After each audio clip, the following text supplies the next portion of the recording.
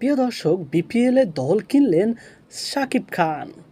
Bangladesh premier league BPL এর একটি দল কিনে নিয়েছে রিমার্ক হারল্যান্ড কোম্পানি, যে কোম্পানির সঙ্গে যুক্ত রয়েছে ঢাকাই সিনেমার শীর্ষ নায়ক শাকিব খান।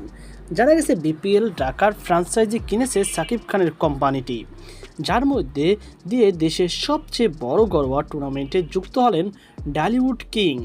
শুক্রবার সকালে খবরটি সামাজিক যোগাযোগ মাধ্যমে ছড়িয়ে পড়ে।